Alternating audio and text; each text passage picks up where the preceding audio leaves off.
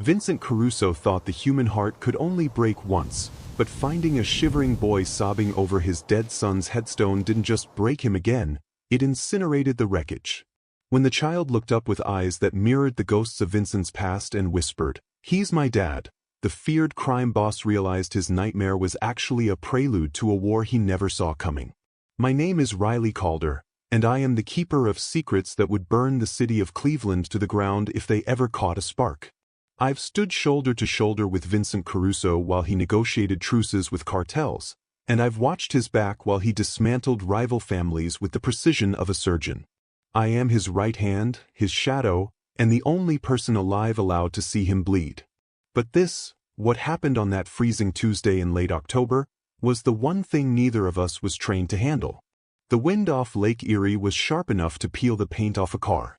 It howled through the skeletal oaks of Riverside Memorial Park, stripping the last of the dead leaves and sending them skittering across the frost-bitten grass. It was the kind of cold that settles in your marrow and refuses to leave, the kind that makes you pull your collar up and pray for summer. I walked 5 paces behind him. That was the rule. Close enough to put a bullet in anyone who tried to ambush him, but far enough away to give him the illusion of solitude. Vincent Caruso was a man carved out of granite and grief. At 55, he still moved with the predatory grace of a prizefighter, his shoulders broad beneath a black wool coat that cost more than most people's cars. His silver-white hair was swept back, severe and neat, and his face was a map of hard choices, sharp cheekbones, a jaw that could grind glass, and eyes the color of a frozen river. But here, among the dead, the granite cracked. We came here every week. Same time. Same path. He would stand before the black marble slab that read Julian Caruso, beloved son, and he would die a little more. Julian had been gone 7 years. A car bomb meant for Vincent had taken the boy instead. Julian was 22 then, bright-eyed, soft-hearted, and entirely unsuited for the life his father led. His death had turned Vincent into something mechanical. A machine that processed violence and profit but felt nothing. Or so everyone thought. I adjusted the leather gloves on my hands, my eyes scanning the perimeter. The cemetery was deserted, a city of stone sleeping under a bruised, twilight sky. My braids whipped against my cheek in the wind, and I shivered, not just from the cold. I had a bad feeling. The air felt heavy, charged with static. "Riley," Vincent's voice drifted back to me, rough like gravel. "Wait by the car." He usually wanted me to stay close. Today was different. It was the anniversary. "Boss, I don't like the look of that tree line," I said, my hand instinctively drifting toward the Sig Sauer tucked inside my coat. "Let me do a sweep." "Go to the car," he repeated, not turning around. I hesitated, then nodded, though he couldn't see it. I took a half step back, intending to retreat to the tree line rather than the car, to keep overwatch. That's when I heard it. It was a sound so out of place in Vincent Caruso's world that it took my brain a second to categorize it. It wasn't the rack of a slide or the crunch of footsteps. It was crying. Not the polite, stifled weeping of a grieving widow. This was raw, ragged, hyperventilating sobs. The kind that come from a chest too small to hold that much pain. Vincent stopped dead. His posture, usually rigid, slumped slightly. He looked toward Julian's grave, about 20 yards ahead. I moved up, breaking protocol, closing the distance until I was just off his right shoulder. There, kneeling in the dirt in front of the polished black stone, was a boy. He couldn't have been more than 6 years old. He was wearing a navy blue hoodie that looked too thin for the weather and sneakers that had seen better days. He was shivering violently, clutching something small and metallic in his dirt-stained hand. Vincent didn't move. He looked like he'd been struck by lightning. In our world, no one cried in front of Vincent Caruso. They begged, they bargained, they bled. But they didn't cry. The boy wiped his nose on his sleeve, sniffling loudly, unaware he was being watched by the most dangerous man in Ohio. "Where's your mother?" I asked, keeping my voice low and gentle, trying not to spook him. The boy jumped, spinning around on his knees. His eyes were wide, rimmed with red, terror flashing through them for a split second before confusion took over. He looked from me to Vincent. "She said I should wait here," the boy stammered, his teeth chattering. She said he'd come find me. Vincent took a step forward. The scar under his left eye, a souvenir from a knife fight in his 30s, began to pulse. It was his tell. He was losing control. Who? Vincent demanded. His voice wasn't gentle. It was command. The boy flinched, shrinking back against the cold stone of the grave. He held up the object in his hand, a battered Hot Wheels car, the paint chipped away to reveal the gray metal underneath. My dad, the boy whispered. He turned and pointed a small, shaking finger at the name on the tombstone. Julian Caruso. Mom said, he's my dad. The silence that followed was louder than a gunshot. The world seemed to tilt on its axis. I felt the blood drain from my face. I looked at Vincent. He looked like he had been gutted. He staggered back a step, his breath hitching in a way I'd never heard before. He stared at the boy, really stared at him, searching for a lie. But the resemblance. God, it was there. The shape of the eyes. The unruly curl of the hair. It was like looking at a ghost of Julian's kindergarten photos. What did you say? Vincent rasped, the words tearing out of his throat. My name is Caleb, the boy said, his voice trembling. Are you the grandpa? Vincent opened his mouth, but no sound came out. His hand reached out, shaking as if to touch the boy's face, to see if he was real. Before his fingers could graze the boy's cheek, the crunch of tires on gravel shattered the moment. Headlights swept across us, blinding and white. A black SUV, heavily tinted, rolled to a stop on the service road just beyond the wrought iron fence. The engine idled with a low, menacing rumble. Vincent's demeanor snapped back instantly. The grief vanished, replaced by the cold, lethal instinct of the dawn. He slid his hand inside his coat, gripping his weapon. Riley, he said, his voice flat. Take the kid. Get behind the stone. I lunged forward, grabbing Caleb by the arm and pulling him behind the thick marble of Julian's headstone. Stay down, I hissed. The door of the SUV opened. I expected gunmen. I expected a hit squad from the erratic Russo family or maybe the Chicago outfit making a play. Instead, a woman stepped out. She wore a camel trench coat and high leather boots. She didn't look like a soldier. She looked like a CEO. She slammed the door shut and walked toward us, her heels clicking rhythmically on the paved path. She wasn't running. She wasn't scared. She looked satisfied. As she stepped into the pool of light from the street lamp, my breath caught in my throat. Elena, I whispered.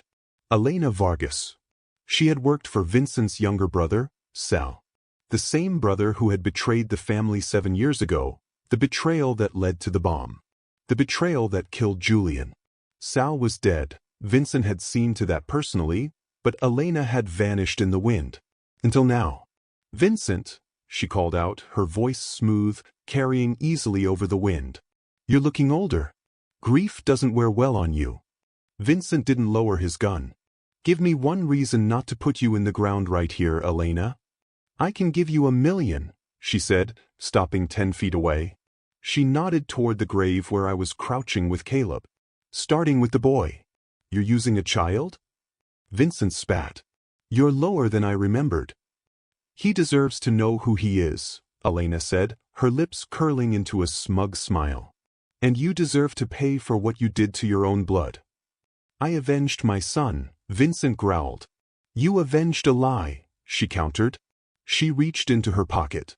Vincent tensed, his finger tightening on the trigger. But she didn't pull a gun. She pulled out a photograph. She flicked it toward him. It fluttered in the wind, landing face up on the grass at Vincent's feet. He hesitated, keeping his eyes on her, then glanced down. I saw his body freeze. A tremor ran through him so violent I thought he was having a stroke. Pick it up, Elena taunted softly. Look at what you destroyed. Vincent knelt, never holstering his weapon, and snatched the photo. Even from where I was, I could see the image in the moonlight.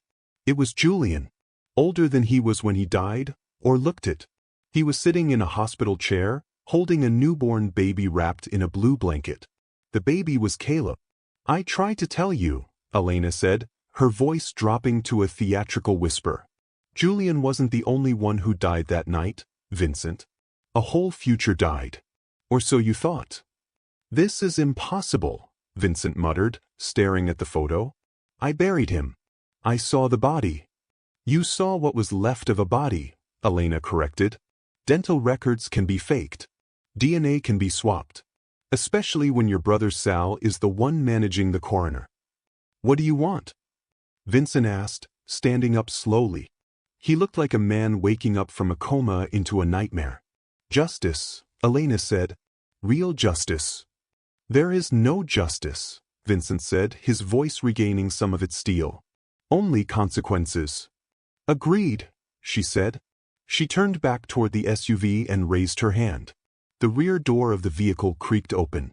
A second figure stepped out. A man. He was tall, wearing a dark pea coat. He moved with a slight limp, his head bowed against the wind. But the posture, the way he held his shoulders, it punched the air out of my lungs. Vincent dropped his gun. It hit the grass with a dull thud. No, Vincent whispered. No, no, no. The man stepped into the moonlight and lifted his head. My heart stopped. My entire world went cold. It was Julian. His face was scarred, burn marks tracking up the left side of his neck and jaw, but it was him. Older, harder, damaged, but alive. "Hello, Dad," the man said. His voice was lower than I remembered, stripped of the youthful joy it once held. It was steady, devoid of warmth. The cemetery went dead silent. Even the wind seemed to hold its breath. Vincent reached out with shaking hands, stepping over the line of the grave, stepping toward the ghost made flesh. He looked like he wanted to fall to his knees and worship. But the way Julian looked at him, there was no love, no relief, only a controlled, simmering fury. Julian, Vincent choked out, tears finally spilling over, running down the harsh lines of his face. My boy, I thought. Before you say anything, Julian interrupted, holding up a hand to stop his father's advance. Just know, you were lied to. And everything you think happened the night I died is wrong. Vincent stood paralyzed, his hands hovering in the air. Elena smirked like the devil herself, watching the reunion she had orchestrated. Caleb tugged on my sleeve, peeking out from behind the tombstone. Is that my daddy? He whispered, hope lighting up his terrified face. Julian's eyes flickered to the boy, softening for a fraction of a second before snapping back to Vincent with renewed intensity. Dad, Julian said, his voice cutting through the night like a blade. I didn't come here for forgiveness. I came because the people who tried to kill me? They're coming for you next. If your heart stopped the second Julian stepped out of that car, you need to smash that like button right now. Do not just read this, feel it. This is a father getting his life back only to realize he might lose it all again in the next breath. If you want Vincent to burn the world down for his family, subscribe and hit that notification bell. The war starts now, and you do not want to be left behind when the bullets start flying. The air between father and son was thick enough to choke on. Vincent stood there, his hands still outstretched, trembling like a leaf in a gale. He looked like a man trying to catch smoke. 7 years of mourning, 7 years of visiting a cold stone slab, 7 years of letting his soul rot, all of it shattered in a single heartbeat. But Julian didn't move to embrace him. He didn't bridge the gap. He stood like a statue carved from pain, his eyes scanning the perimeter, his hand resting near his waistband where a weapon was surely tucked. The boy I remembered, the one who liked poetry and hated the smell of cigar smoke, was gone. In his place was a soldier. We don't have time for the reunion, Vincent, Elena snapped, her voice cutting through the emotional fog. She moved toward the SUV, her eyes darting toward the main gate of the cemetery. If they tracked us, we have less than a minute. The signal jammer I set up won't hold them off forever. Vincent blinked, finally tearing his eyes away from Julian's scarred face to look at Elena. Who is coming?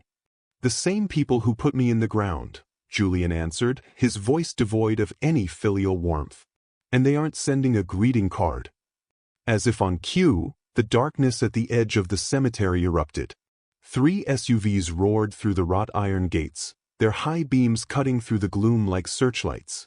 They didn't slow down. They tore across the grass, crushing headstones and flower arrangements, fanning out in a tactical formation that screamed military precision. This wasn't a street gang. This was a hit squad. Ambush! I screamed, grabbing Caleb and shoving him down hard behind the granite monument. The boy yelped, clutching his Hot Wheels car to his chest, his eyes squeezed shut. "Get down!" Vincent roared, finally snapping back into the predator he was. He dove toward Julian, tackling his son just as the air filled with the deafening crack-crack-crack of automatic gunfire. Bullets chipped the marble angel above Julian's headstone, sending shards of stone spraying over us like deadly confetti. The noise was deafening, a chaotic symphony of violence desecrating the holy silence of the dead. I pressed my body over Caleb, covering his small frame with my own. He was shaking so hard his teeth were rattling, but he didn't scream. He was too terrified to make a sound. "Riley! Cover fire!" Vincent barked. He was already rolling to his feet, his weapon drawn, firing 2 controlled shots toward the lead vehicle. I popped up, resting my Sig Sauer on the tombstone, and squeezed off 3 rounds. The windshield of the center SUV spiderwebbed, but the vehicle didn't stop. "Armored? Of course. We can't stay here," Julian yelled. He didn't look scared. He looked annoyed. He reached into his pea coat and pulled out a modified Glock with an extended clip. He moved with a fluidity that Vincent had never taught him. He fired, not at the windshield but at the tires. The front left tire of the lead SUV blew out with a gunshot-like boom, sending the vehicle swerving into an oak tree. "The car!" Elena shouted, ducking behind the open door of her vehicle. "Get the boy in the car." "No!" Vincent grabbed Julian's arm. "My car is armored. We take mine."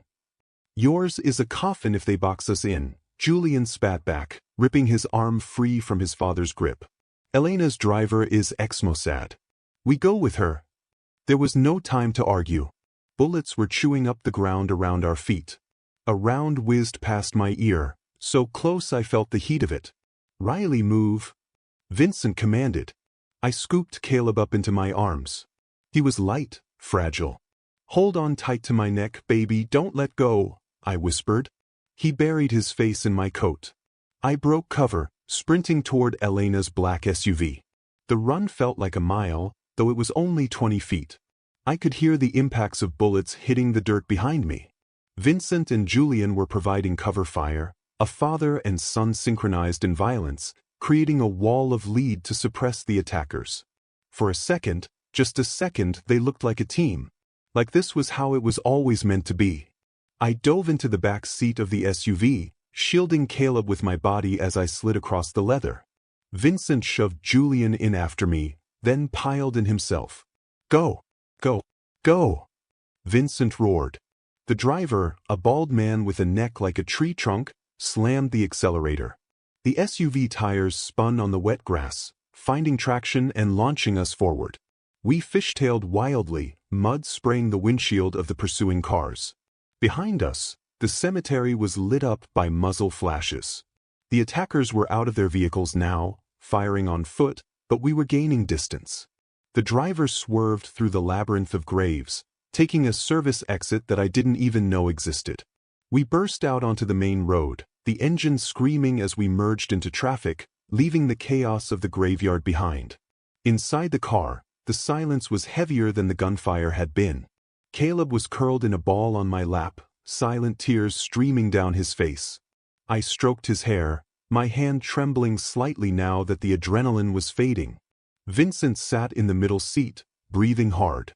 He turned slowly to look at Julian, who was staring out the window, reloading his weapon with mechanical efficiency. "You're alive," Vincent whispered, the reality finally setting in without the gunfire to distract him. He reached out again, touching Julian's knee. Julian didn't flinch, but he didn't look at him either. "Physically," he muttered. "Why?" Vincent's voice cracked. "Why let me believe you were dead? 7 years, Julian. 7 years I've come to that grave. I've killed men for less than a lie like that." Julian turned then. The streetlights flickered over his face, illuminating the burn scars that twisted the skin from his jaw down into his collar. His eyes were cold, hard flint. You didn't bury me, Dad, Julian said softly. You buried a body Sal found in the morgue. And you didn't mourn me. You mourned the idea of me. The innocent son who didn't belong in the life. I loved you, Vincent said, his voice pleading. I did it to keep you safe. Safe? Julian let out a dry, humorless laugh. You think I was safe? When that bomb went off, I didn't die. But I was trapped. For 3 days I was trapped in the rubble of that safe house. And when they dug me out, it wasn't you who found me. It was them. Them? I asked, speaking up for the first time. Who is them? Elena turned from the front seat. The Syndicate, she said. A shadow faction. They operate above the families. Above the commission. They took Julian. They fixed him up. And they held him. For ransom? Vincent asked, his eyes narrowing. For leverage, Julian corrected. They wanted to turn me. To make me into a weapon to use against you when the time was right. But they failed, Vincent said, a flicker of hope in his eyes. You're here. You escaped. Julian looked at Caleb, who was finally lifting his head from my chest. Julian's expression softened, just for a moment, a crack in the armor. I didn't escape because I wanted to come home, Dad, Julian said, dropping the bombshell that would define the rest of our lives. I escaped because they gave me an order I couldn't follow. They didn't just want me to kill you. Vincent waited, the dread pooling in the car. They wanted me to kill him, Julian said, nodding toward Caleb. They wanted me to kill my own son to prove my loyalty. That's when I burned their facility to the ground and ran. Vincent looked at the little boy on my lap, then back at his scarred son. The look on his face wasn't just shock anymore. It was the birth of a war. Where are we going? Vincent asked, his voice low and dangerous. To the only place safe, Elena said. The safe harbor. My territory. Vincent nodded slowly. Good. Because once the boy is safe, I'm going to kill every single person who touched my son. Julian checked his gun one last time. Get in line, Dad. We sped into the night, a family reunited not by love, but by blood and the promise of a massacre. And I knew, looking at the grim faces around me, that the cemetery shootout was just the opening ceremony. The real war had just begun. The city lights faded behind us, replaced by the rusting skeletons of the industrial district. This was the part of Cleveland that didn't make the brochures: abandoned steel mills, hollowed-out warehouses, and streets that swallowed light. The silence in the SUV was suffocating. Every time the tires hit a pothole, I saw Vincent's hand twitch toward his empty holster, a reflex born of decades of war. Caleb had finally stopped crying, his exhaustion pulling him into a fitful, jerky sleep against my chest. I stared at the back of Julian's head. He sat perfectly still, his eyes scanning the side mirrors, his posture rigid. It was like riding with a stranger wearing a dead man's face. We pulled up to a nondescript corrugated metal warehouse surrounded by a chain-link fence topped with razor wire. To the untrained eye, it looked like a dumping ground for scrap metal. To me, it looked like a fortress. As the SUV approached, the heavy steel gate rolled back automatically, triggered by a sensor in the vehicle. We drove inside, the gate clanging shut behind us with a finality that made my skin crawl. The interior wasn't a garage, it was a tactical operations center. Banks of monitors lined one wall, and racks of weapons that would make a SWAT team jealous lined the other. This wasn't just a hideout. This was a war room. Everyone out, Elena commanded, her voice echoing in the vast space. Riley, take the boy to the bunk room in the back. It's soundproof. He doesn't need to hear what comes next. I nodded, shifting Caleb's weight in my arms. He stirred, mumbling something about his car, but didn't wake. Vincent stepped out of the vehicle, his Italian leather shoes looking absurd against the oil-stained concrete. He looked around, his lip curling in distaste, not at the grime, but at the situation. He was a man who controlled his environment, and right now, he was painfully aware that he was a guest in someone else's stronghold. I need a secure line, Vincent demanded, turning to Elena. I need to call my captains. If the Syndicate is in Cleveland, I need to mobilize the entire family. We locked down the city, street by street. Julian laughed. It was a dark, scraping sound. "Your captains?" he asked, walking over to a metal table and tossing his gun onto it. "Dad, half your captains are on the Syndicate's payroll. That's how they knew where we were tonight. You think they found us by accident? They've been tracking your car for months." Vincent stiffened, the insult hitting him harder than a physical blow. "My men are loyal," he snarled. "Loyalty has a price tag," Julian countered, unbuttoning his pea coat and tossing it onto a chair. Underneath, he wore a simple black t-shirt that clung to a frame that was leaner and more muscular than the boy who had died 7 years ago. But it was his arms that drew my eye. They were covered in tattoos, but not art. They were brands, barcodes, numbers, rough, jagged scars that looked like tally marks. I froze in the doorway, shielding Caleb's sleeping face from the sight. Vincent saw them too. His face went pale, the anger draining out of him, replaced by a horror so raw it was hard to watch. "Julian," Vincent whispered, taking a step forward, his hand reaching out as if to cover the marks. What did they do to you?" Julian didn't cover them up. He looked at his arms with a detached curiosity, as if they belonged to someone else. "They broke me down," he said simply. "And then they built me back up. The Syndicate doesn't waste resources. They needed a ghost. Someone with your blood but their programming. They spent 7 years trying to turn me into the perfect assassin. A weapon that could walk into your house, hug you, and then put a bullet in your brain." "But you didn't," Elena said, stepping between them. She moved to a computer terminal and started typing furiously. He resisted. Longer than anyone ever has. They underestimated his stubbornness. Or maybe his hatred. She glanced at Vincent. "He hates them more than he loves you, Vincent. That's what kept him sane." Vincent looked like he'd been slapped. "And the boy?" he asked, his voice trembling. "Where does Caleb fit in?" Julian's expression darkened. He looked toward the room where I was standing. He was the final test. My graduation. "I met his mother in the facility," Julian said, his voice dropping an octave. "She was a medic they kidnapped to patch up the trainees. We found moments. Stolen time." He paused, his jaw tightening. "She died giving birth to him. The Syndicate kept him alive to use as leverage against me. They raised him in a nursery down the hall from my cell. I could hear him crying at night. 7 years, Dad. I waited 7 years for a chance.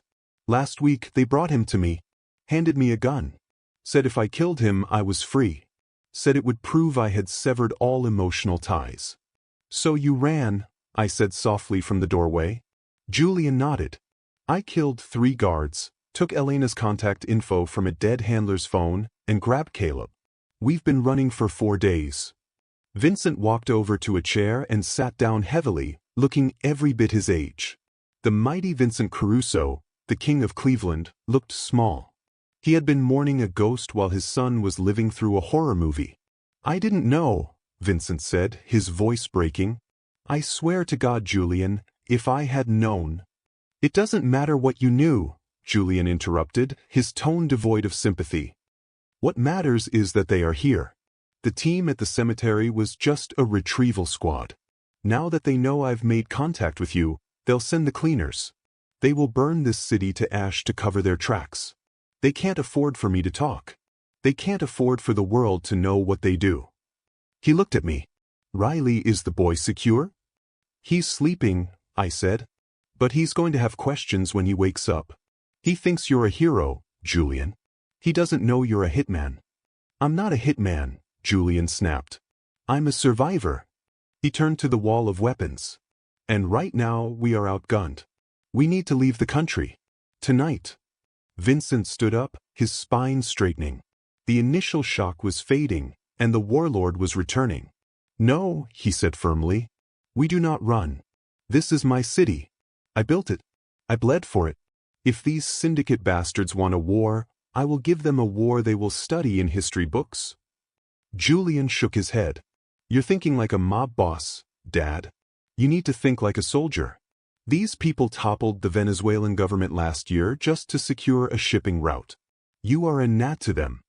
"Then we become a plague," Vincent growled. He looked at me. "Riley, How much cash do we have in the emergency fund? 12 million in bearer bonds and 3 million in cash at the safe deposit in Towering City, I answered instantly. Good, Vincent said. Elena, can you get us new IDs? Elena paused her typing. Already done. But Julian is right, Vincent. Your organization is compromised. If you make one phone call, you might as well light a flare over our heads. Vincent paced the floor, his energy returning. Then we clean house first. We find the rats. And we kill them. We don't have time for a purge. Julian slammed his hand on the table, the metal rattling. They will be here in less than an hour. We need to move. The tension in the room spiked. Father and son staring each other down. One driven by pride and territory, the other driven by trauma and survival. It was a clash of two different worlds. Stop, I said, stepping fully into the room. Both of you, stop. They both looked at me. We can't run, I said, looking at Julian. Caleb is 6 years old. He's traumatized. He needs stability, not a life on the run. I turned to Vincent. And we can't fight a ghost army with a broken crew. So what do we do? Elena asked, leaning back in her chair. I walked over to the table and picked up Julian's gun. It was heavy cold. We go dark, I said. We disappear. Not to run away, but to regroup. We let them think they won. We let them think you're dead, Vincent. Vincent frowned. Play dead?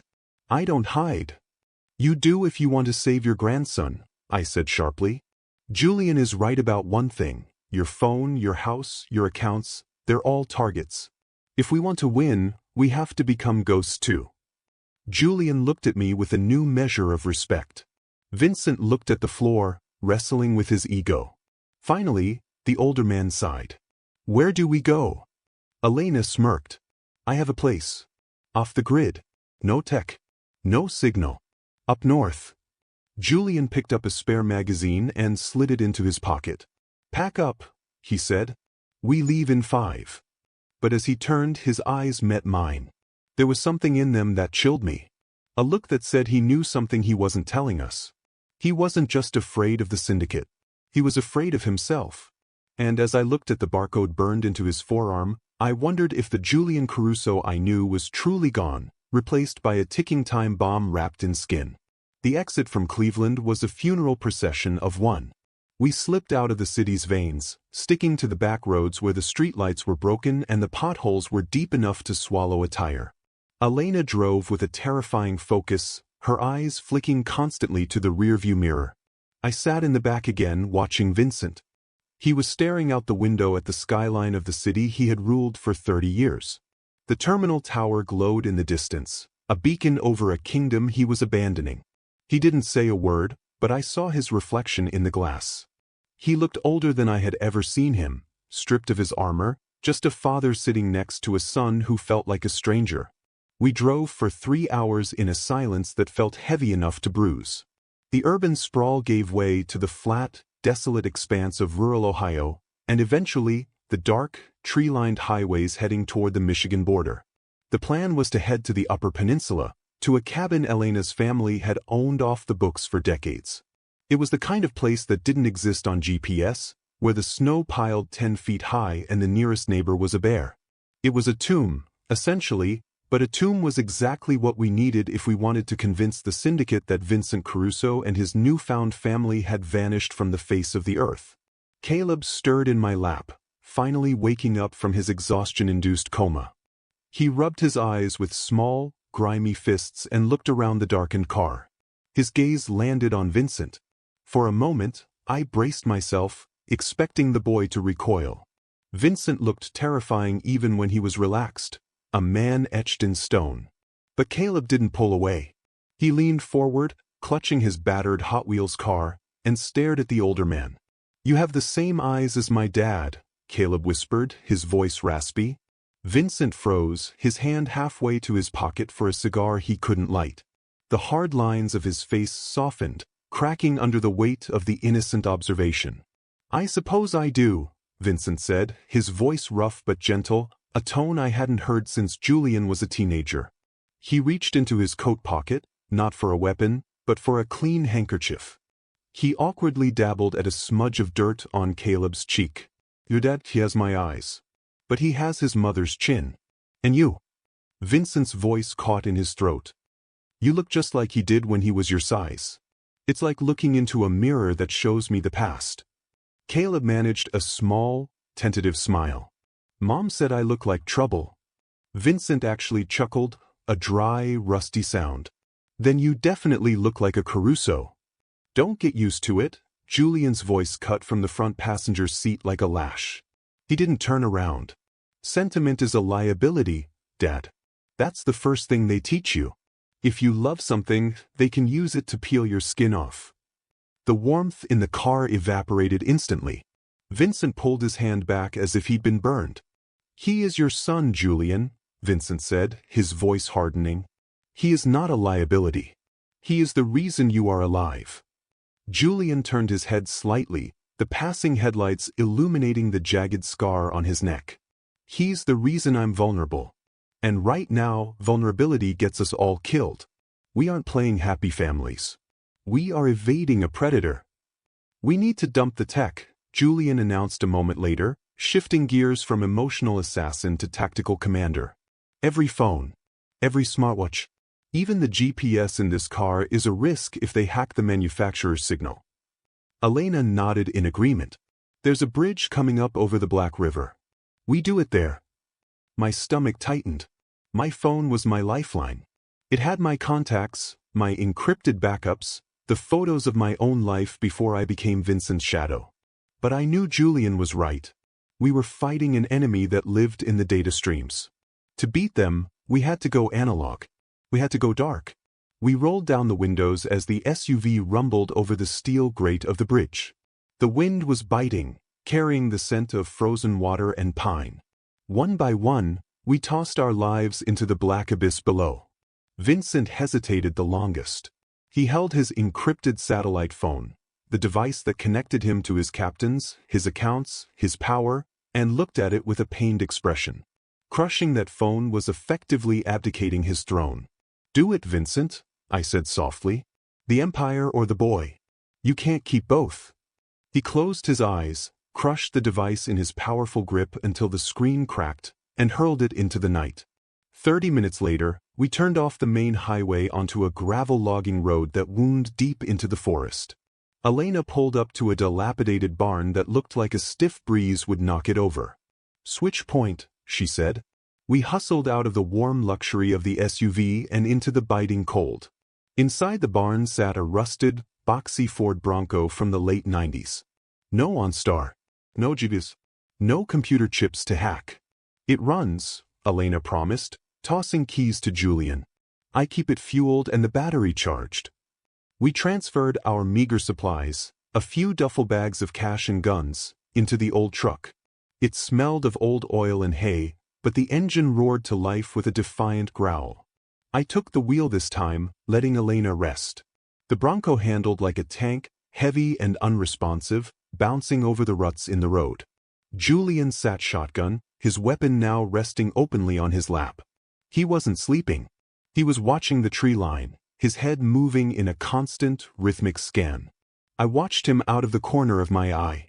The Syndicate hadn't just tortured him, they had rewired him. He moved like a machine. I wondered if there was anything left of the Julian who used to play piano, or if that boy had truly died in the rubble 7 years ago, leaving only this scarred husk behind. We drove through the night, crossing the Mackinac Bridge just as the first gray light of dawn began to bleed into the sky. The straits below were churning, gray and violent. By the time we reached the cabin, deep in the Hiawatha National Forest, the snow was falling in thick, heavy sheets. The cabin was a sturdy log structure, half buried in a drift, surrounded by towering pines that blocked out the sky. It felt less like a sanctuary and more like the edge of the world. We piled out, exhausted and freezing. The silence here was absolute. No traffic. No sirens. Just the wind and the trees. We entered the cabin, our breath pluming in the frigid air inside. While Vincent tried to get a fire going in the massive stone hearth and Elena raided the pantry for canned food, Julian prowled the perimeter of the room. He checked the windows, the floorboards, the chimney. He was looking for bugs, for traps, for anything out of place. Finally, he stopped in the center of the room, vibrating with tension. "We're safe here," Vincent said, dusting ash from his hands as the fire crackled to life. "Relax, son." Julian looked at him, his eyes haunted. "The quiet is the worst part," he whispered.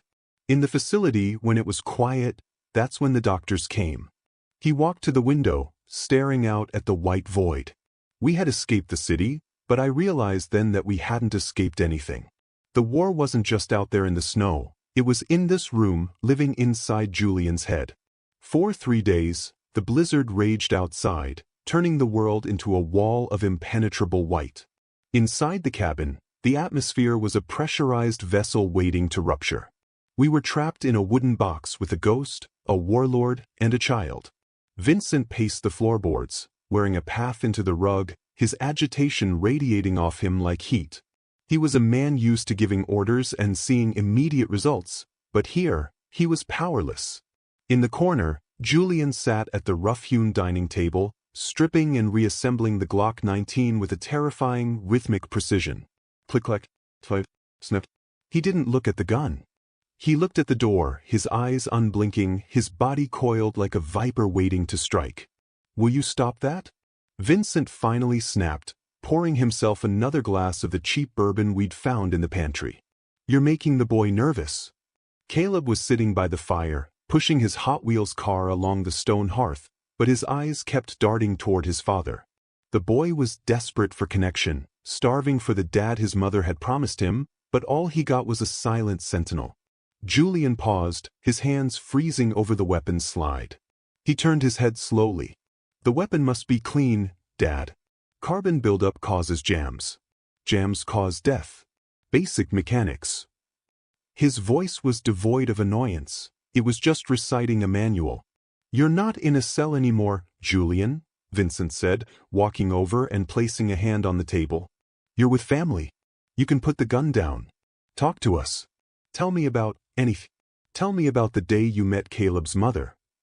Julian flinched, a microscopic tick in his jaw. "Her name was Maria. She stitched me up after I failed the simulation. She smelled like antiseptic and fear." He slid the barrel back into place with a loud clack. "There is nothing else to tell. She is dead. I'm here. And we are waiting for men who want to peel our fingernails back. Nostalgia is a luxury we can't afford." I stepped in before Vincent could explode. "Vincent, let him be," I said softly, placing a hand on the older man's arm. "He's processing." Vincent shook me off, his frustration boiling over. "Processing? Riley, look at him. He's a robot. My son, the boy who cried when he hit a stray dog with his car, is sitting there talking about carbon buildup like a damn Terminator. I need to know what they did to him so I can fix it." Vincent's voice rose to a shout, echoing off the log walls. Caleb whimpered, shrinking back against the fireplace. The sudden noise seemed to flip a switch in Julian's brain. In a blur of motion too fast to track, Julian was out of his chair. He didn't just stand up, he launched. He crossed the 3 feet of space between him and Vincent and pinned his father against the wall, his forearm pressed against Vincent's windpipe. It wasn't an angry shove, it was a tactical takedown. Vincent gasped, clawing at Julian's arm, but it was like trying to move a steel bar. Julian's eyes were glazed over, seeing something, or someone else. "Subject agitated," Julian muttered, his voice flat. "Neutralize threat. Apply pressure to carotid." "Julian!" I screamed, drawing my weapon but hesitating. I couldn't shoot him. "Julian, it's your dad. Stop." Elena was already moving, grabbing Julian's other shoulder. "Delta 7, stand down," she barked, using a tone of command I hadn't heard before. "Code green. Stand down." The code words seemed to pierce the fog. Julian blinked, his breath hitching. The glaze vanished from his eyes, replaced by a dawn of horror. He looked at his arm, pressing into his father's throat, and recoiled as if he had touched a hot stove. He stumbled back, crashing into the table and sending the gun parts skittering across the floor. Vincent slid down the wall, coughing, massaging his bruised throat. He looked up at his son, not with anger, but with a profound, shattering heartbreak. Julian stood in the center of the room, his chest heaving, his hands shaking violently. He looked at his hands, the hands that had almost crushed his father's larynx, and then looked at Caleb. The little boy was crying silently, clutching his toy car, terrified of the monster his father had become. "I told you," Julian whispered, his voice cracking. "I told you I was dangerous. You can't fix this, Dad. You can't fix me." They broke the parts that mattered. Julian turned and bolted out the front door, disappearing into the swirling white of the blizzard without a coat. "Let him go," Elena said, stopping Vincent from following. "He needs to cool down. If you go out there now, he might kill you by reflex. The programming is deep, Vincent. It's in his nervous system." Vincent slumped into a chair, looking every bit the defeated king. "I thought getting him back was the victory," he murmured, staring at the open door where the snow blew in. "But I didn't get him back, did I? I just stole their weapon." I went to the door and looked out. I could see Julian's silhouette standing by the edge of the woods, snow piling on his bare shoulders. He wasn't moving. He was punishing himself. I closed the door against the cold and went to Caleb. "It's okay, baby," I cooed, picking him up. "Daddy is just sick. He's sick in his heart, but we're going to help him." Caleb sniffled, wiping his nose on my shirt. He held up the Hot Wheels car. "Mom said this car was magic," he whispered. "She said as long as I had it, Daddy would always find me. But now that he found me, he doesn't like me." "He loves you," I lied, or hoped I wasn't lying. "He just doesn't know how to show it yet." I took the car from him to distract him, spinning the little wheels. It was unusually heavy for a toy. I frowned, turning it over. The bottom plate was sealed with a strange, seamless epoxy, not the usual screws. A cold dread started to pool in my stomach. "Caleb," I asked, trying to keep my voice steady, "where exactly did your mom get this car? Did she buy it?" Caleb shook his head. "No. The nice doctor gave it to her. The one with the glasses. He said it was a going-away present before we ran." My blood turned to ice. "Elena!" I shouted, tossing the toy onto the table as if it were a live grenade. "Check this." Elena grabbed the car, her eyes widening as she examined the chassis. She grabbed a steak knife from the table and pried at the base. It popped open with a snap. Inside, nestled where the plastic seats should be, was a small, blinking red chip. A tracker. A high-grade, military frequency transponder. The silence in the cabin was sudden and absolute. We weren't hiding. We hadn't been hiding for a single second. We had been broadcasting our location since the moment we left the cemetery. "Julian!" Vincent roared, scrambling to his feet, the pain in his throat forgotten. He threw the door open. "Get inside. Now." But it was too late. The low, rhythmic thrum-thrum-thrum of rotor blades cut through the wind. It wasn't the police. It was something much heavier. Searchlights cut through the falling snow, blindingly bright, turning the night into day. A voice boomed from a loudspeaker above the trees, shaking the very logs of the cabin. "This is Director Vance. Surrender the asset, Vincent. Or we turn this mountain into a crater."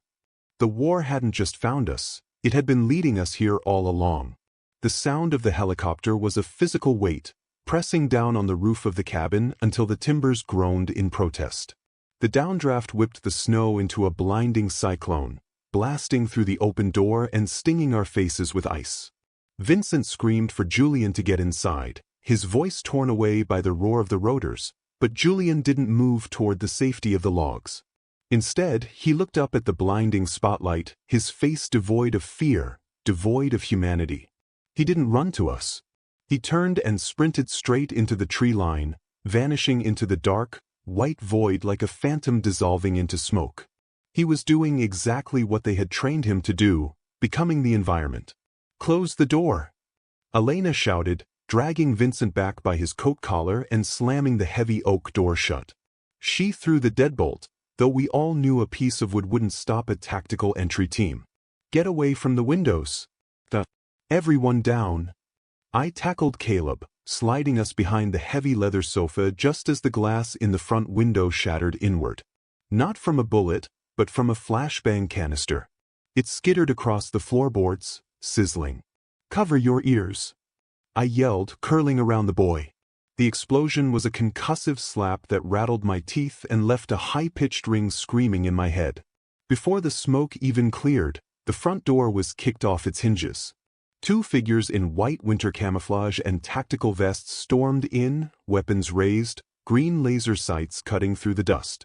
They moved with professional efficiency, scanning for targets. Vincent was ready. He popped up from behind the kitchen island, the hunting rifle we'd found in the closet shouldered and steady. The .30-06 round hit the lead attacker in the chest plate, knocking him backward into the snow. The second man swung his rifle toward Vincent, but Elena was faster. She fired 3 rounds from her pistol, dropping him in the doorway. "They're breaching the back," she screamed, reloading with trembling hands. The cabin erupted into a chaotic killbox. Bullets chewed through the walls, sending splinters of wood flying like shrapnel. I pressed Caleb's face into the carpet, his body shaking so hard it felt like he was having a seizure. I raised my weapon, watching the back door, waiting for the inevitable breach. But it didn't come. Instead, we heard screams from outside. Not the screams of victims, but the terrified, confused shouts of soldiers realizing they were no longer the hunters. "Contact rear. I can't see him. He's in the trees," a voice yelled over the radio of the dead man in the doorway. Then, a wet gurgle and silence. The helicopter shifted its position, the spotlight swinging wildly toward the perimeter of the woods, searching for the threat. The pilot was trying to provide air support, but he couldn't shoot what he couldn't see. Julian was dismantling them piece by piece. We heard a burst of automatic fire, then a sickening crunch, then silence again. It was psychological warfare. Julian was using the blizzard as a weapon, moving faster than the men could track, striking from the shadows. He wasn't just killing them, he was terrifying them. The radio on the dead soldier crackled again. "Abort! Abort! The target is hostile. We are taking heavy casualties. Oh God, he's right behind him." The transmission cut to static. Suddenly, the spotlight from the helicopter winked out. A single gunshot cracked through the night, crisp and precise. The helicopter engine whined, the pitch changing frantically as the machine banked hard to the left, struggling for altitude. Julian had shot out the tail rotor or hit the pilot. I couldn't tell, but the bird was wounded. It spun away into the darkness, the sound of its retreat fading into the howling wind. The silence that rushed back into the clearing was heavier than the noise had been. It was the silence of a graveyard. The front doorway was empty now, save for the 2 bodies. A figure emerged from the swirling snow, stepping over the corpses without a glance. It was Julian. He was covered in snow, and his bare arms were splattered with blood that wasn't his. He held a stolen assault rifle in one hand and a combat knife in the other. He walked into the cabin, the cold air rolling off him in waves. He didn't check on us. He didn't ask if we were okay. He walked straight to the table where the Hot Wheels car lay, the Trojan horse that had almost killed us all. Vincent stood up slowly, the hunting rifle lowering in his hands. He looked at his son with a mixture of awe and absolute horror. The boy he had raised, the gentle soul who loved art history, was gone. In his place stood a reaper. Julian holstered the knife and picked up the toy car. He looked at it for a second, his expression unreadable, then dropped it onto the floor. He raised the heel of his boot and crushed it. Plastic shattered. The blinking red light was extinguished under the weight of his violence. Caleb let out a small, strangled sob from behind the couch, the sound piercing the tension. Julian's head snapped toward the sound. For a second, the soldier remained cold and lethal. Then he blinked and his shoulders slumped. The adrenaline seemed to drain out of him, leaving him shivering and gray. He looked down at the blood on his arms, then at his father. "We have to move," Julian rasped, his voice sounding like it was dragged over broken glass. "That was just the extraction team. Vance will send a drone next. Or a missile. We have maybe 20 minutes before this grid is wiped off the map." "Where do we go?" Vincent asked, his voice quiet, deferential. The power dynamic had shifted irrevocably. Vincent was the Don, the boss, the leader of men. But this wasn't organized crime. This was war. And in war, the soldier leads. Julian grabbed a coat from the dead man in the doorway, putting it on to cover the blood and the brands on his arms. He looked at me, then at the terrified little boy peeking over the sofa. "We stop running," Julian said, his eyes hardening into flint. "Running just leaves a trail.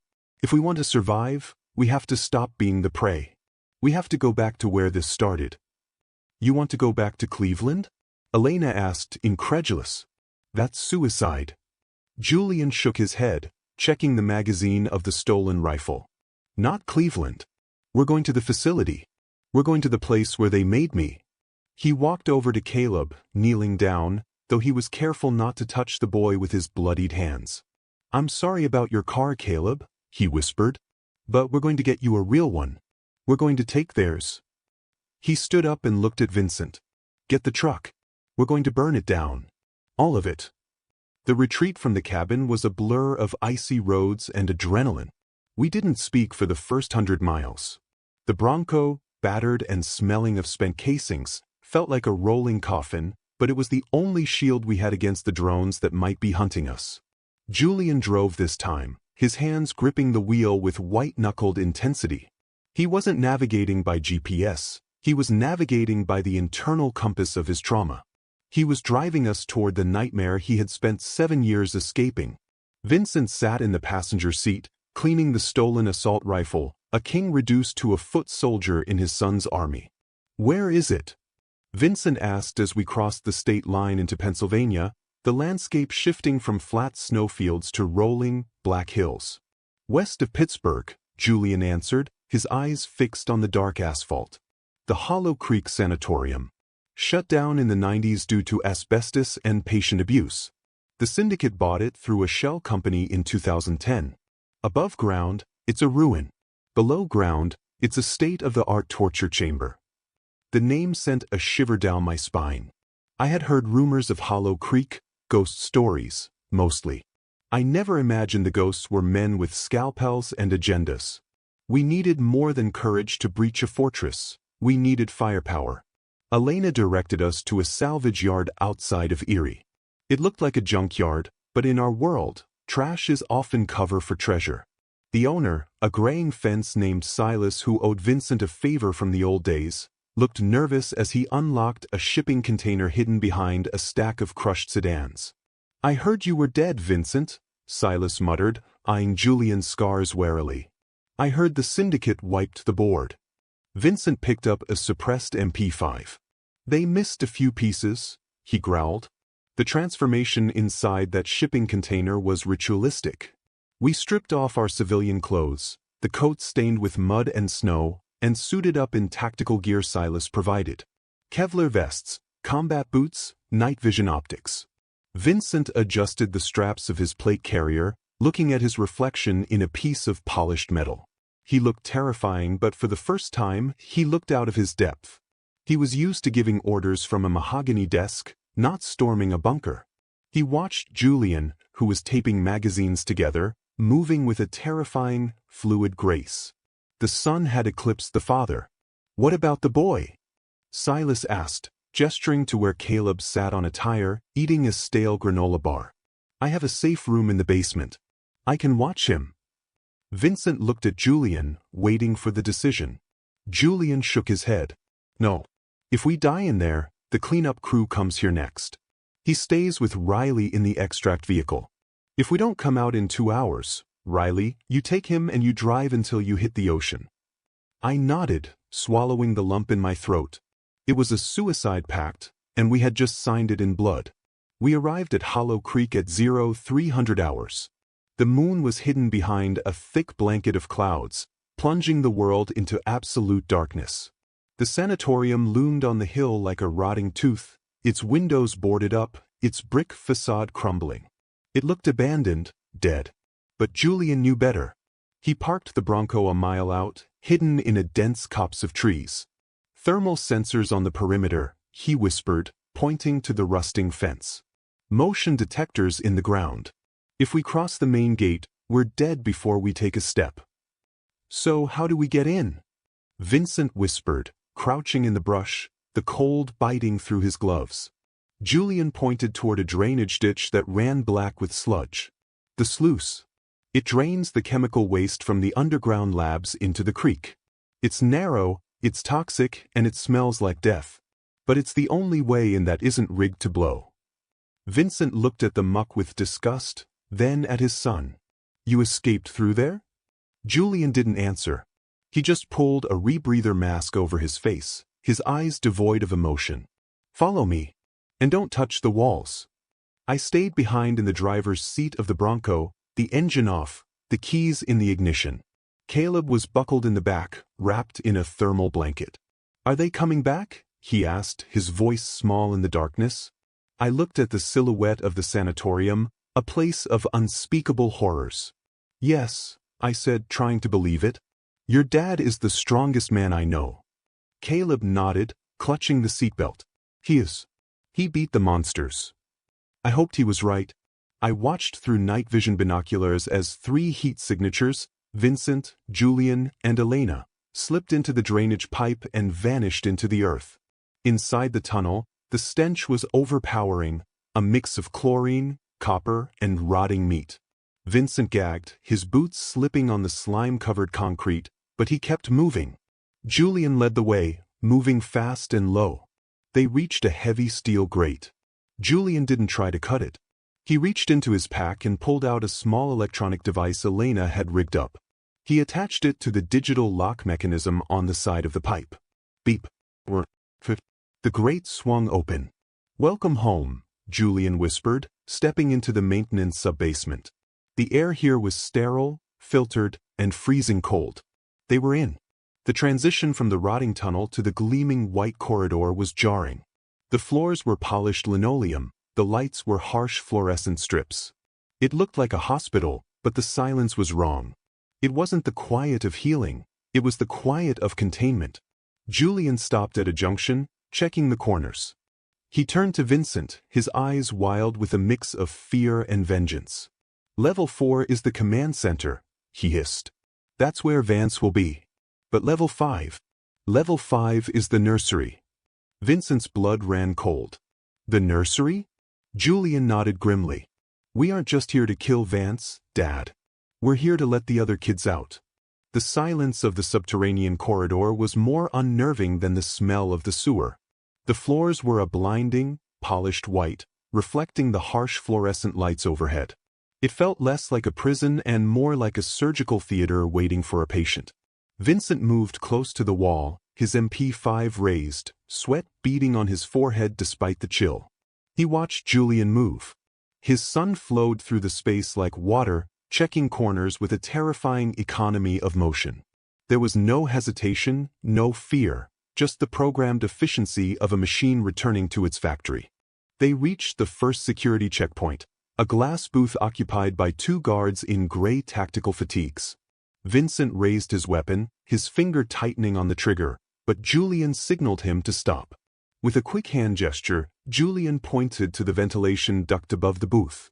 Before Vincent could argue, Julian had vaulted off the wall, caught the grate, and vanished into the ceiling. 3 seconds later, the guards slumped forward over their console, their throats opened with surgical precision.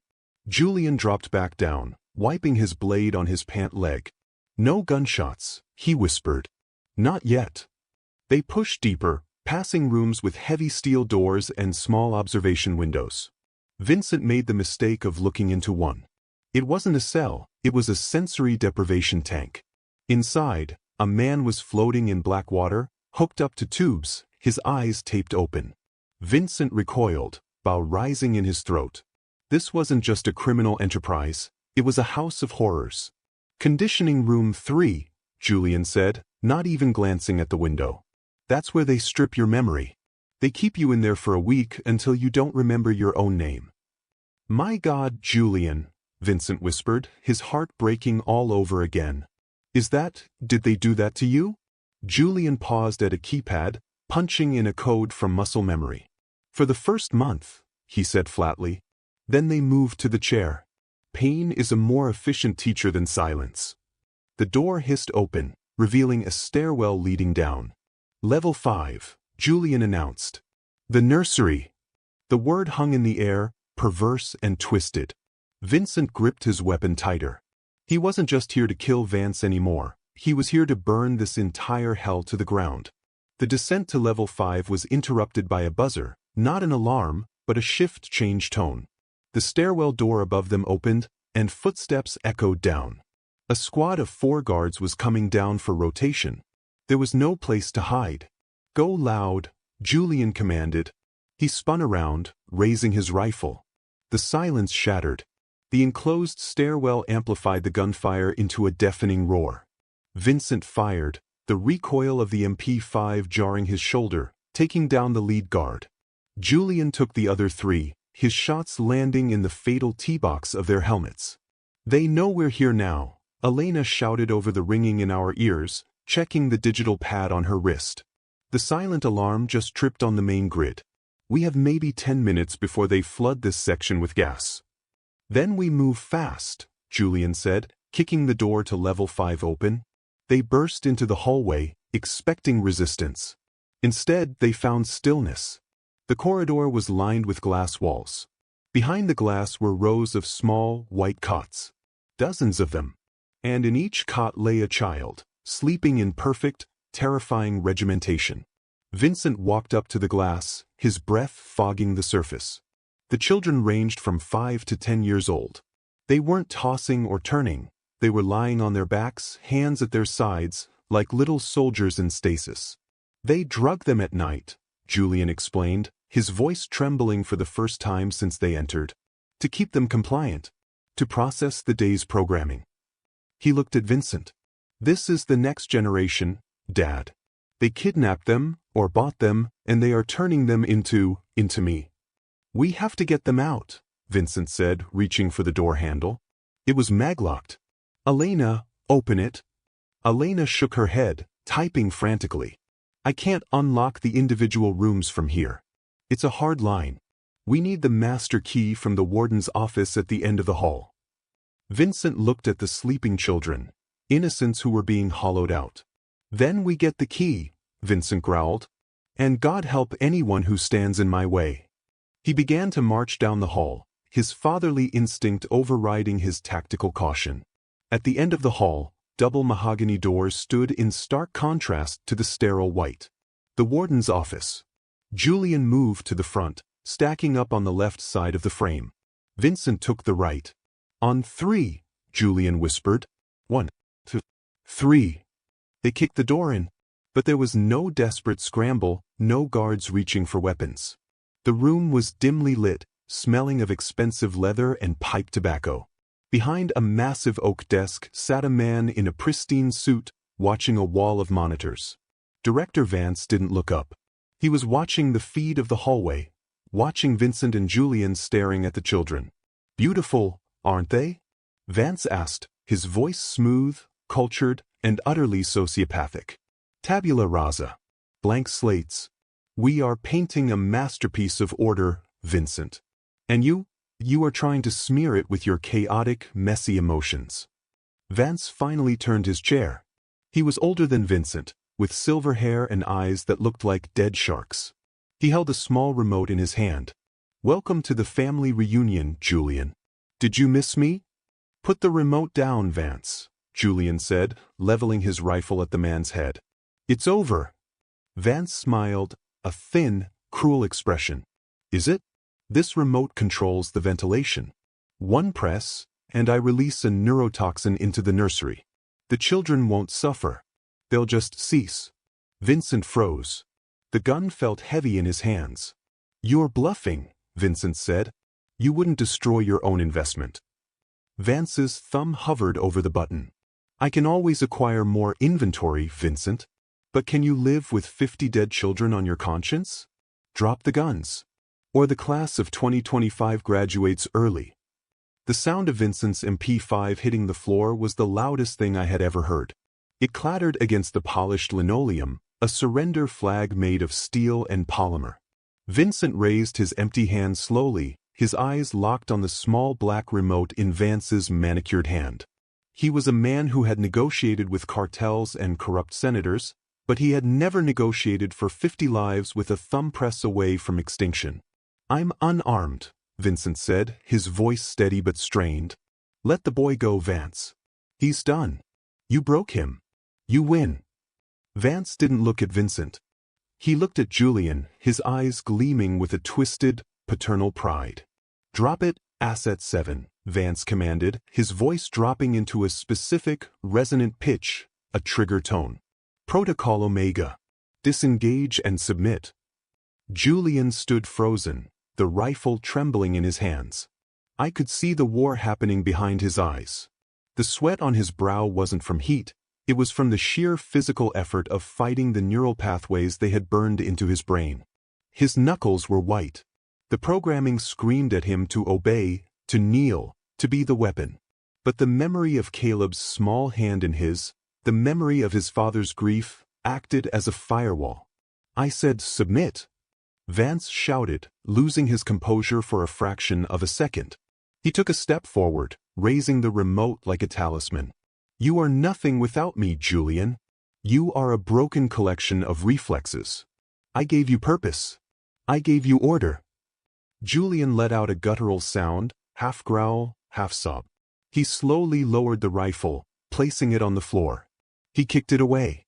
He fell to his knees, head bowed, his body shaking violently. Vance smiled, the tension leaving his shoulders. He believed he had reasserted control. He believed the programming was absolute. Julian didn't move to climb on the cart. He grabbed my arm and shoved me toward the canvas rim. "Get in, Riley," he shouted, his voice rough. "The motor can't take the weight of 2 adults plus the kids. It's overheating. I can smell the coils burning." I tried to fight him, to push back, but he was immovable. "I'm not leaving you," I yelled. "You climb the ladder." He shook his head, pointing to the floor. A thick, translucent sludge was oozing from the vents, the incendiary gel. It hissed as it touched the floor, bubbling like acid. "The ladder is cut off. The heat will melt the rungs in 30 seconds. Get in the cart. I'll climb the cable." Before I could argue, he hoisted me into the cart with the children and slapped the release button. The cable went taut with a sickening groan. We jerked upward, swinging wildly in the shaft. I looked down, my heart hammering against my ribs. Julian was already moving. He leaped, catching the steel cable just below the cart's attachment point. He hung there, dangling over the abyss, his boots scraping against the concrete walls as we ascended. Below him, the floor of the sub-basement ignited. It wasn't a fire, it was a white-hot flash of chemical violence. The gel caught a spark, and the entire level vanished in a blinding sea of white fire. The heat chased us up the shaft, a physical beast nipping at Julian's heels. I reached over the edge of the cart, grabbing his wrist, my gloves slipping on his sweat-slicked skin. "Hold on!" I screamed, tears streaming down my face. "Don't you dare let go, Julian Caruso. Don't you dare." He looked up at me, his teeth gritted in agony, the muscles in his neck straining as he held his own weight and fought the swinging momentum. We rose past level 3. Level 2. The fire below was roaring like a jet engine, the pressure wave rattling the elevator car in the parallel shaft. 10 feet. 5 feet. Hands grabbed us. Vincent and Elena, their faces masks of terror and determination, reached into the shaft. Vincent didn't go for the cart, he went for his son. He grabbed Julian by the back of his tactical vest and hauled him over the lip of the shaft with a strength born of pure desperation. Elena pulled the cart onto the landing. We collapsed on the cool concrete of the maintenance shed, gasping for air, as the shaft behind us turned into a chimney of flame. "Move!" Vincent roared, pulling Julian to his feet. "It's going to blow." We scrambled out of the shed, carrying the children into the freezing night air, running toward the tree line where the Bronco waited. We made it 50 yards before the earth buckled. The underground ignition hit the main gas lines of the facility. The ground rippled like water. A muffled thump vibrated through the soles of my boots, followed by a deafening crack. The entire center of the sanatorium collapsed inward, imploding into a crater of dust and fire. A plume of smoke mushroomed into the night sky, blotting out the moon. We hit the dirt, shielding the children with our bodies as debris rained down around us, shards of brick and glass clattering onto the frozen ground. Then, silence returned. The monsters were buried. The nightmare was ash. We spent the next hour ferrying the children to the main road, where Elena had already flagged the emergency beacon. Sirens were wailing in the distance. State police, fire, ambulances. The cavalry was coming, but we couldn't be there when they arrived. We were ghosts, remember? We watched from the ridge as the first responders poured into the valley, wrapping the confused children in blankets. I saw a paramedic lift a little girl we had saved, and I saw her wake up and cry. It was the most beautiful sound I had ever heard. They were safe. The cycle was broken. We retreated to the Bronco, where Silas was waiting with the engine running. I opened the back door. Caleb was awake, his eyes wide with fear. When he saw Julian, covered in soot, blood, and smelling of smoke, he didn't recoil. He scrambled over the seat. Julian fell to his knees in the snow, his strength finally failing him. Caleb slammed into him, wrapping his small arms around Julian's neck. "Daddy," Caleb sobbed. "You came back." Julian buried his face in the boy's shoulder, his body shaking with deep, racking sobs. It was the first time I had seen him cry since he was 22. "I will always come back," Julian whispered. "Always. I need you to stop for a second. Look at that image in your mind. A father who walked through hell, burned down a fortress, and defied death just to hold his son again. If you have someone in your life who you would burn the world down for, or if you've ever had to fight your way back from the dark just to see the light in someone's eyes, please like this story. It helps us share this message of hope. And if you want to be part of a community that believes family is worth fighting for, subscribe right now. Don't wait.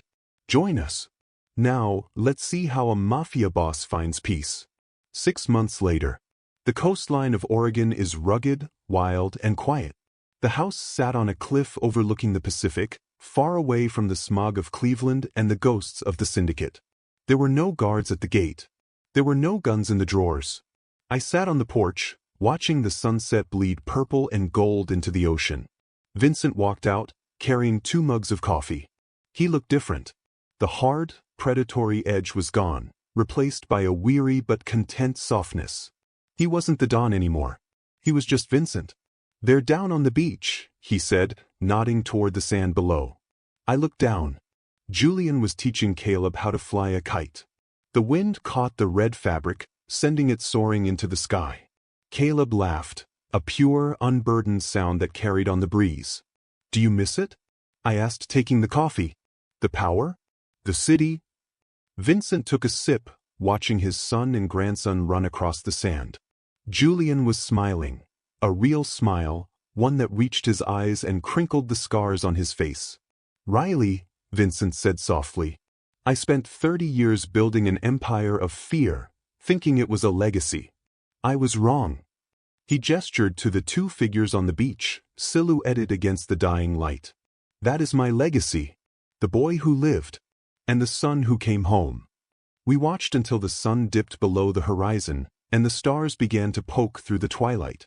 Down on the beach, Julian scooped Caleb up onto his shoulders, and they began the walk back up the path to the house. The war was over. The dead were buried. And for the first time in a very long time, the Caruso family wasn't waiting for the other shoe to drop. They were just living. And that, I realized, was the only victory that ever really mattered. Vance walked around the desk, his confidence blinding him to the reality of the predator he had created. He stopped in front of kneeling Julian, looking down at him like a disappointed god. "See, Vincent?" Vance gloated, not taking his eyes off his creation. "Blood is biological. It's weak. But conditioning? Conditioning is structural. It lasts forever." Vance reached out with his free hand to cup Julian's chin, lifting his face. "Welcome back to the fold, my son. We have much work to do to scrub the last few days from your..." The movement was too fast for the human eye to track. One moment, Julian was kneeling in submission. The next, he was a blur of violence. He didn't stand up, he exploded upward. His left hand snatched Vance's wrist, the one holding the remote, and twisted it with a sickening snap. Vance screamed, the sound high and terrified, as the bone gave way. The remote flew into the air, spinning end over end. Before it could hit the ground, Elena dove, catching it inches from the linoleum. She rolled to her back, clutching the plastic device to her chest like a grenade, terrified that the impact alone might trigger the gas. Vance stumbled back, clutching his shattered wrist, his face a mask of shock. "Kill him!" he screamed at the empty room, forgetting his guards were dead. Julian didn't hesitate. He wasn't fighting a father figure anymore. He was neutralizing a target. He grabbed a heavy crystal decanter from the desk and swung it with the force of a sledgehammer. It connected with the side of Vance's head. The director crumpled to the floor, silenced instantly. The room fell dead quiet, save for the heavy breathing of three people who had just stared into the abyss. Vincent rushed to his son. Julian was standing over the body, his chest heaving, his hands opening and closing spasmodically. He looked down at Vance, then at his own hands, waiting for the guilt or the programming to crash his system. But it didn't come. "He's dead," Julian whispered, the realization washing over him. The voice in my head, it stopped. Vincent grabbed Julian by the shoulders, shaking him gently. "You did it. You broke the chain, Julian. You're free." Julian looked up, his eyes clear for the first time in years. "Not yet. We still have 50 kids to save. Elena, the doors." Vincent barked, scooping up his MP5. Elena scrambled to the director's computer, shoving Vance's chair aside. She plugged the remote into a diagnostic port she had rigged. "I'm bypassing the lockdown," she said, her fingers flying across the keyboard. "Okay, disabling the gas protocols. Then, unlocking the nursery." A heavy mechanical thunk echoed down the hallway outside. The maglocks on the glass doors had disengaged. "We have a problem though," Elena added, her face pale. Vance's heart rate monitor was linked to the building's failsafe. When he died, it triggered a containment purge. "What does that mean?" Julian asked, wiping blood from his face. "It means the building is going to incinerate itself to hide the evidence," Elena said, pointing to a countdown that had appeared on the main screen.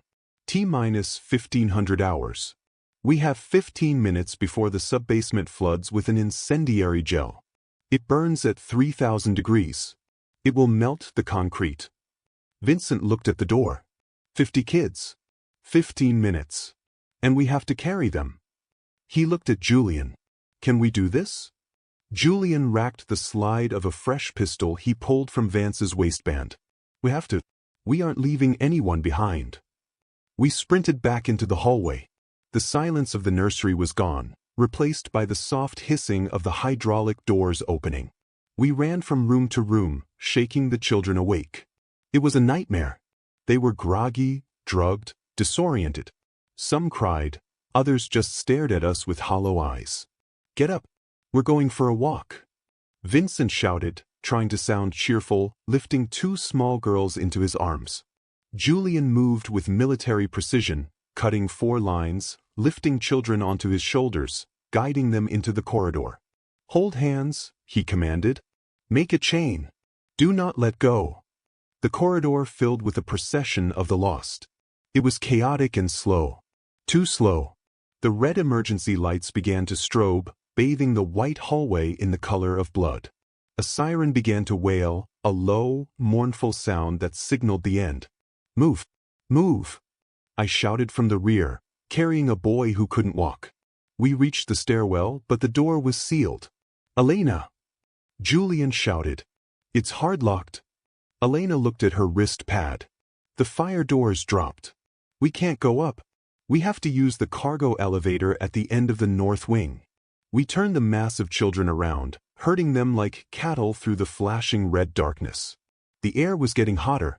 The vents were starting to hiss, preparing to release the gel. We reached the cargo elevator, a massive industrial lift meant for pallets of supplies.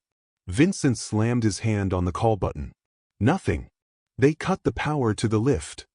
Vincent yelled, "We're trapped." Julian looked at the shaft.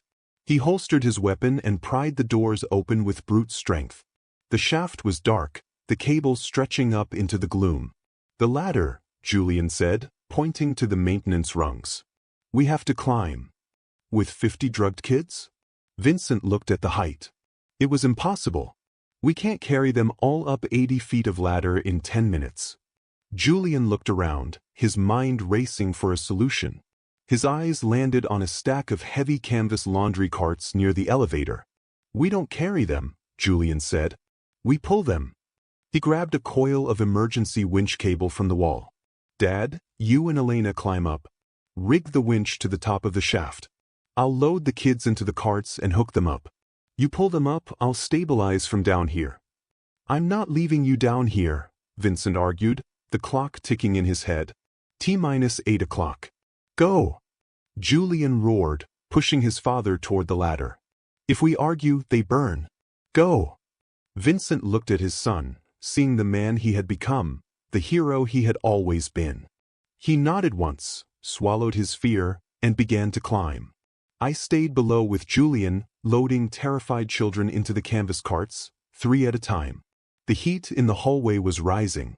I could smell the chemical tang of the incendiary gel starting to leak into the ventilation system. The purge had begun. The winch motor screamed in protest, a high-pitched whine that echoed against the concrete walls of the shaft. It was the only sound louder than the roar of the ventilation system, which was now spewing thick, acrid smoke into the subbasement. The heat was becoming physical, a crushing weight that made the air shimmer. I coughed, my lungs burning as I buckled the last 3 children into the canvas cart. They were barely conscious, their small heads lolling against the metal frame. Julian stood by the controls, his face smeared with soot and sweat, his eyes fixed on the darkness above where his father was pulling the lever that meant life or death. "That's the last of them," I screamed over the noise. "Go! Send it up." Julian didn't move to climb on the cart. He grabbed my arm and shoved me toward the canvas rim. "Get in, Riley," he shouted, his voice rough. "The motor can't take the weight of 2 adults plus the kids. It's overheating. I can smell the coils burning." I tried to fight him, to push back, but he was immovable. "I'm not leaving you," I yelled. "You climb the ladder." He shook his head, pointing to the floor. A thick, translucent sludge was oozing from the vents, the incendiary gel. It hissed as it touched the floor, bubbling like acid. "The ladder is cut off. The heat will melt the rungs in 30 seconds. Get in the cart. I'll climb the cable." Before I could argue, he hoisted me into the cart with the children and slapped the release button. The cable went taut with a sickening groan. We jerked upward, swinging wildly in the shaft. I looked down, my heart hammering against my ribs. Julian was already moving. He leaped, catching the steel cable just below the cart's attachment point. He hung there, dangling over the abyss, his boots scraping against the concrete walls as we ascended. Below him, the floor of the subbasement ignited. It wasn't a fire, it was a white-hot flash of chemical violence. The gel caught a spark, and the entire level vanished in a blinding sea of white fire. The heat chased us up the shaft, a physical beast nipping at Julian's heels. I reached over the edge of the cart, grabbing his wrist, my gloves slipping on his sweat-slicked skin. "Hold on!" I screamed, tears streaming down my face. "Don't you dare let go, Julian Caruso. Don't you dare!" He looked up at me, his teeth gritted in agony, the muscles in his neck straining as he held his own weight and fought the swinging momentum. We rose past level 3. Level 2. The fire below was roaring like a jet engine, the pressure wave rattling the elevator car in the parallel shaft. 10 feet. 5 feet. Hands grabbed us. Vincent and Elena, their faces masks of terror and determination, reached into the shaft. Vincent didn't go for the cart, he went for his son. He grabbed Julian by the back of his tactical vest and hauled him over the lip of the shaft with a strength born of pure desperation. Elena pulled the cart onto the landing. We collapsed on the cool concrete of the maintenance shed, gasping for air, as the shaft behind us turned into a chimney of flame. "Move!" Vincent roared, pulling Julian to his feet. "It's going to blow." We scrambled out of the shed, carrying the children into the freezing night air, running toward the tree line where the Bronco waited. We made it 50 yards before the earth buckled. The underground ignition hit the main gas lines of the facility. The ground rippled like water.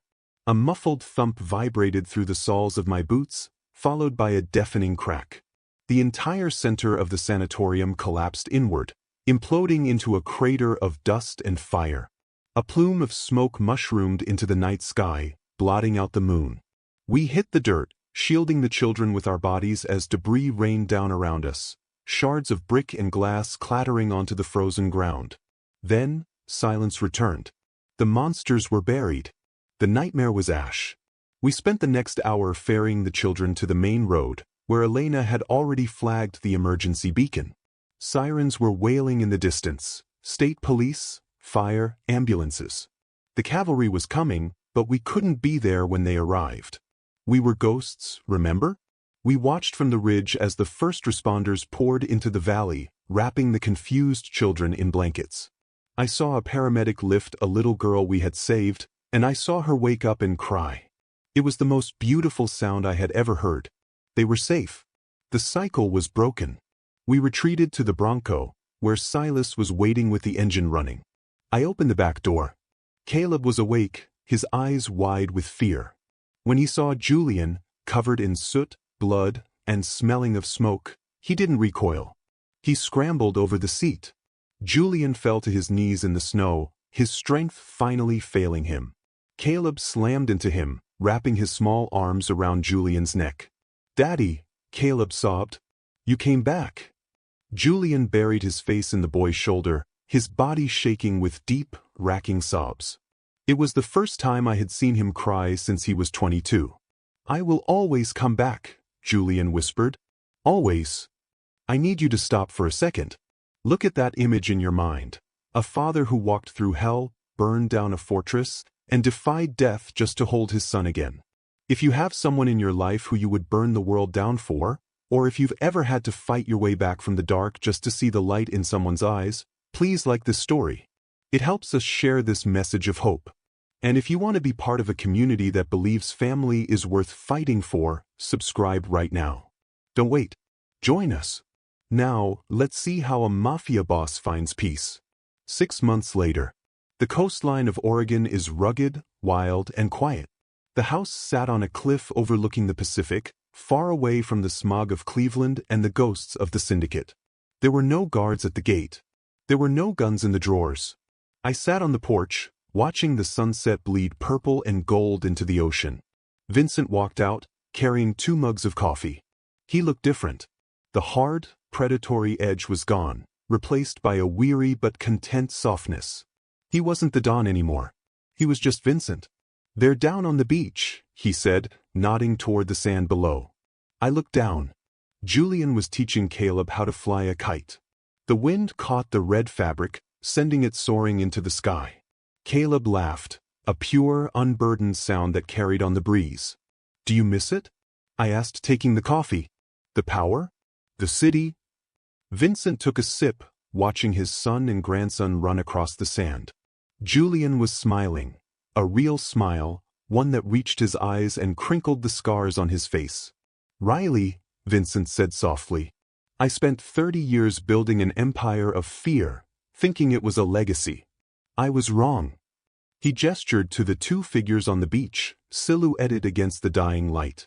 "That is my legacy. The boy who lived, and the son who came home." We watched until the sun dipped below the horizon, and the stars began to poke through the twilight. Down on the beach, Julian scooped Caleb up onto his shoulders, and they began the walk back up the path to the house. The war was over. The dead were buried. And for the first time in a very long time, the Caruso family wasn't waiting for the other shoe to drop. They were just living. And that, I realized, was the only victory that ever really mattered.